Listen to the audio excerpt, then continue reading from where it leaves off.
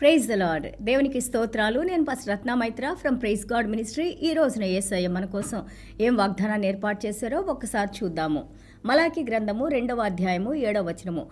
యాజకులు సైన్యములకు అధిపతి యెహోవా దూతలు కనుక జనులు వారి నోట ధర్మశాస్త్ర విధులను నేర్చుకొందురు, వారు జ్ఞానమును బట్టి బోధింపవలెను. మలాకి chapter 2 verse 7. For the lips of a priest should keep knowledge, and people should seek the law from his mouth, for he is the messenger of the Lord of hosts. దేవునికి స్తోత్రాలు.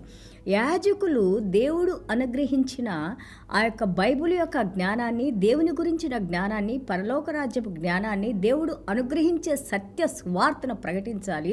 అది వారి పెదవుల మీద ఉండాలి. వారు చెప్పే బోధనలు దేవుడు చెప్పిన బోధలుగా, దేవుడు చెప్పిన మాటలు మాత్రమే వారి పలకాలని ఇక్కడ మలాకి గ్రంథంలో చెబుతా ఉన్నారు. This is God himself who has spoken to మలకాయ్.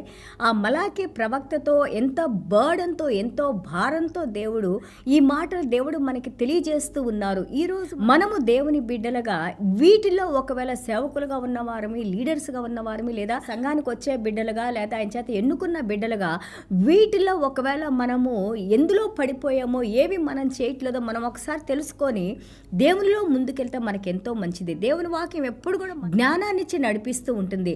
So messengers of the word, messengers of the word అంటే మత్తయి సువార్త 28వ అధ్యాయం 18 నుంచి 20 వచనాలు మనం చూస్తుంటే, he has given us the great commission, మహా ఆజ్ఞను దేవుడు ఇచ్చారు. మీరు వెళ్ళి భూప్రపంచం మొత్తానికి, సమస్త లోకానికి మీరు సువార్తను ప్రకటించండి. ఏ విధంగా? తండ్రి, కుమార, పరిశుద్ధ ఆత్మనామంలో సువార్తను ప్రకటించమన్నారు. సువార్తలో మనకి పవర్ ఉందని, శక్తి ఉందని, సువార్తలో మనకి జ్ఞానం ఉందని, ఆ సువార్తే క్రీస్తు అని, క్రీస్తులోనే మనకి కావాల్సిన జ్ఞానం అంతా కూడా క్రీస్తులో ఇమర్చబడి ఉందని మనం నేర్చుకుంటూ ఉన్నాము. సో ముందుగా మనం సువార్తను తెలుసుకోవాలంటే ఆ యొక్క సర్వశక్తుడైన, లేదా సర్వాన్ని సృష్టించిన, దేవుని మాటతో సర్వాన్ని సృష్టించిన ఆ దైవ వాక్యమైన క్రీస్తుని గురించి మనం మొట్టమొదటిగా నేర్చుకోవాలి. ఆయన గురించి నేర్చుకోవటం అంటే పరలోక రాజ్య జ్ఞానాన్ని మనం పొందటం అని. ఆ పొందిన జ్ఞానాన్ని దేవుని యొక్క ఆత్మతో అభిషేకింపబడింది.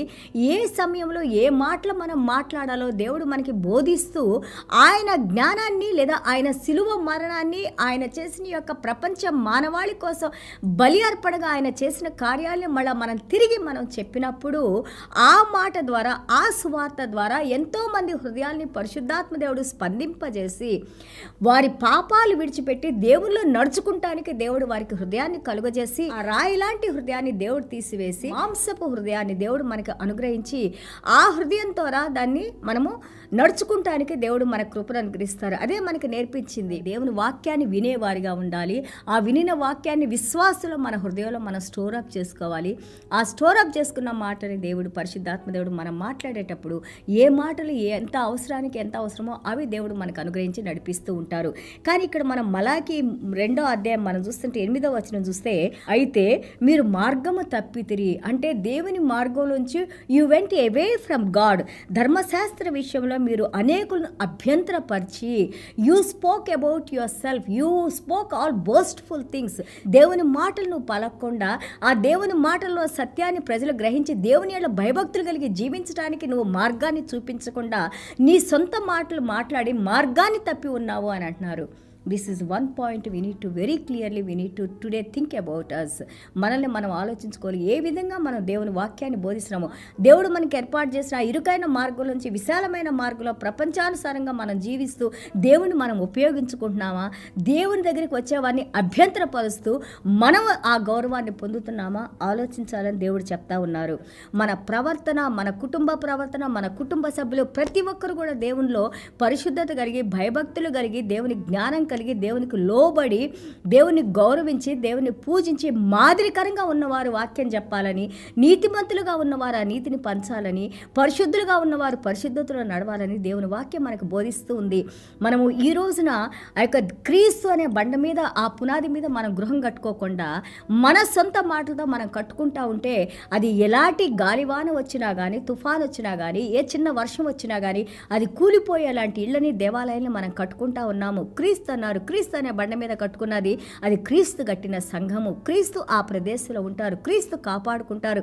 సంఘం అనేది అది క్రీస్తుది, ఆయన యజమాని, మనం కేవలం ఆయనకి దాసులము. ఆయన మనల్ని ఎన్నుకున్నారు. ఆయన చెప్పిన ప్రకారం మనం చేసినట్లయితే ఆ సంఘాలు ఎంతో ఉపయోగపడి మాదిరికరంగా ఉండి ఇప్పుడే కాదు నిరంతరము దేవుని చేత కొనియాడబడే సంఘాలుగా ఉంటాయి. దేవునికి స్తోత్రాలు. లేవీయులతో చేయబడిన నిబంధనను నిరర్ధకము చేసి ఉన్నారు. He saying that they did not honour the covenant which I made with them.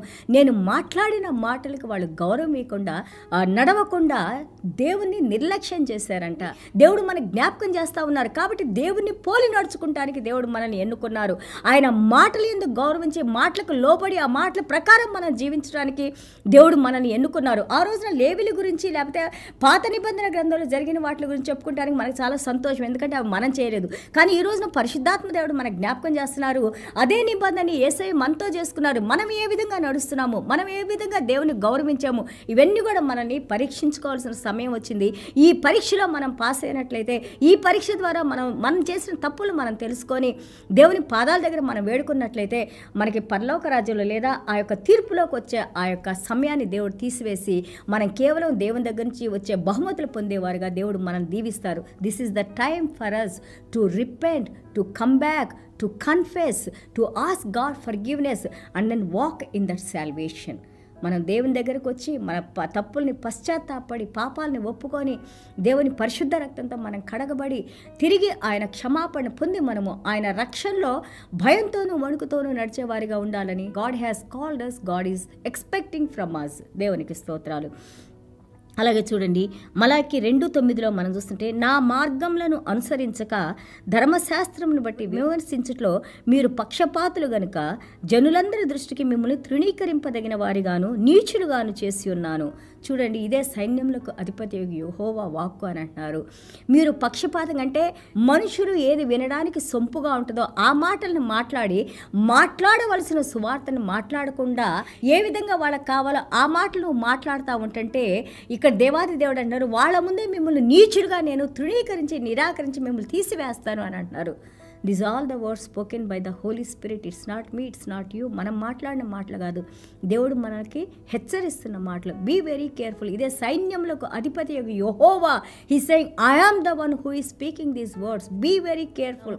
దేవుని మహాకృపలో ఇంకా దేవుడు మనకి సమయాన్ని ఇచ్చారు. ఈ సమయాన్ని బహుజాగ్రత్తగా వాడుకోవాలని దేవుడు మనల్ని మరొకసారి హెచ్చరిస్తూ ఉన్నారు. ముఖ్యంగా బోధకులు, యాజకులు, ఆ యొక్క బోధించేవారు, ఎల్డర్స్, లీడర్స్, వాలంటీర్స్, డేకన్స్, చర్చెస్లో పనిచేసేవాళ్ళు, ఈవెన్ కుర్చీ వేసేవాళ్ళు, చేపలు తీసేవాళ్ళు, ప్రతి ఒక్కరితో దేవుడు మాట్లాడుతున్నారు. సంఘ సభ్యులతో, ఎవరైతే పరిశుద్ధ రక్తం చేత కడగబడి దేవుని సంఘం అని పిలువబడుతున్నారో ప్రతి ఒక్కరితో దేవుడు మాట్లాడుతూ ఉన్నారు. ఆయన న్యాయ విధుల్లో నడుచుకోవాలి, ఆయన మాటలతో నడుచుకోవాలి, ఆయన మార్గంలోంచి తప్పిపోకూడదు, కుడికి కానీ ఎడమకు కానీ మనం వెళ్ళకూడదు. హీ సేయింగ్ దట్ నేను చేయొద్దన్న పనులు మీరు చేసేసి all the things which I told you not to do you have done and also you have defiled my temple. మన యేసయ్య ఏమన్నారు? The temple is the house of God. ప్రార్థన చేసే స్థలము, దేవునికి ప్రియమైన స్థలము, దేవుడు ఎన్నుకున్న స్థలము, పవిత్రమైన స్థలము, దేవుని మహిమతో ఆయన కూర్చుండే స్థలము, అతి పరిశుద్ధ స్థలాన్ని మీరు డిఫైల్ చేశారు, పాడు చేశారు. మనమే కారణం దానికి. దేవుడు చేయవద్దన్నాయన్ని మనం చేసేసి దేవుని దుఃఖపరిచి దేవుని దగ్గర నుంచి దూరం అయిపోయాం. మళ్ళీ తిరిగి దేవుని మహాకృపలో ఆయన మళ్ళీ తిరిగి మనల్ని ఒకటిగా చేస్తున్నారు, తీసుకొని వచ్చారు. He is uniting us. Be very careful how you walk, how you talk, how you see, how you think, what is your motives of your heart. మీ హృదయ యొక్క ఆలోచనలు ఏంటి, ఏ విధంగా మీరు చూస్తున్నారు? We have to be pure, we have to be honest, we have to have integrity of heart. యేసయ్య ఏమన్నారు? I don't have anything what this enemy has. ఈ ప్రపంచంలో ఉన్న ఎలాంటి పాపము నాలో లేదు, అందుకే ఆయన బలి అర్పణగా మన కోసం చనిపోయారు. ఈ రోజున ఆ పరిశుద్ధతను దేవుడు మనకిచ్చారు. ఆ పరిశుద్ధతలో మనం ఉండాలని, ఆ పరిశుద్ధమైన వాక్యాలను నువ్వు బోధించేటప్పుడు నువ్వు దేవుని సేవకుడు అని, మెసెంజర్ ఆఫ్ గాడ్, దేవుని దూతవని, దేవుడు నిన్ను ఎన్నుకున్నారని, ఆ ఎన్నుకున్న ప్రకారం దానికి గౌరవాన్నిచ్చి మనం నడిపించుకోవాలని దేవుడు మరొకసారి మనల్ని హెచ్చరిస్తూ ఉన్నారు. ఏ విధంగా మనం దేవునిలో మళ్ళీ తిరిగి పోగొట్టుకున్నాయి మనం పొందాలో, పరిశుద్ధతలో నడవాలో, దేవుని మనం గౌరవించాలో, సంతోషపరచాలో, ఇవి చాలా ముఖ్యమైనవి మనకి. దీని ద్వారానే మళ్ళీ తిరిగి మనం దేవుని సన్నిధానానికి రాగలుగుతాం. దేవుని పరిశుద్ధ రక్తంతో కడగబట్టడం ద్వారానే మళ్ళీ తిరిగి మనం దేవుని యొక్క హస్తాన్ని అందుకోగలుగుతాం. దేవునికి దూరంగా ఉండొద్దు, దేవుని మార్గాన్ని విడిచి వెళ్ళొద్దు. ఈ ప్రపంచంలో ఉన్న కొద్దిసేపు ఉన్న యొక్క క్షణికమైన యొక్క సుఖాల కోసం, భోగాల కోసం మనం దేవుని దూరం చేసుకోకూడదు. God is permanent, God is eternal. In God we have everything. క్రీస్తులో మనకి సమస్తము దాగున్నాయి. క్షణికమైన ఆనందం కోసం దేవుడిచ్చే నిత్య జీవాన్ని పోగొట్టుకోవద్దు, దేవునికి దూరం కావద్దు. చిన్న ప్రార్థన చేసుకుందాం. యేసయ్యా, మీకు వందనాలు, స్తోత్రాలు నాయనా. Thank you Jesus. మరొకసారి మమ్మల్ని హెచ్చరిస్తున్నాయన, బోధిస్తున్నాయన, మాకు నేర్పిస్తున్నాయన, మేము చేసిన తప్పులు మాకు తెలియజేస్తున్నాయన, మీ వెలుగులో మళ్ళీ తిరిగి మేమేంటో తెలుసుకున్నాయన, తిరిగి మీ పాదాల దగ్గరికి రావడానికి నాయన మీరు మరొకసారి మాకు ఈ ఛాన్స్ని ఇచ్చినాయన, అవకాశాన్ని ఇచ్చినాయన ప్రభా. మా హృదయాలతో మాట్లాడుతున్నాయన, మమ్మల్ని సరిచేస్తున్నాయన, మీ సరైన మార్గంలోకి మమ్మల్ని నడిపిస్తున్నందుకు పరిశుద్ధాత్మదేవా మీకు వందనాలు, స్తోత్రాలు నాయన. వాక్యం వింటున్న ప్రతి ఒక్క బిడ్డ హృదయంతో మీరు మాట్లాడండి నాయన. ఈ మాటలు జీవం కలిగిన మాటలు నాయన. ఈ మాటలే మమ్మల్ని బ్రతికింపజేసే నాయన. ఇవి జీవ జలాలు నాయన. జీవ జలాల్ని మా హృదయాల్లో పొంగి పొర్లిపోయేటట్టు నాయన, ఆనందంలో మేము ఎల్లకాలం సదాకాలం మీతో పాటు నిత్యంలో జీవించడానికి నాయన కృప చూపించండి నాయన.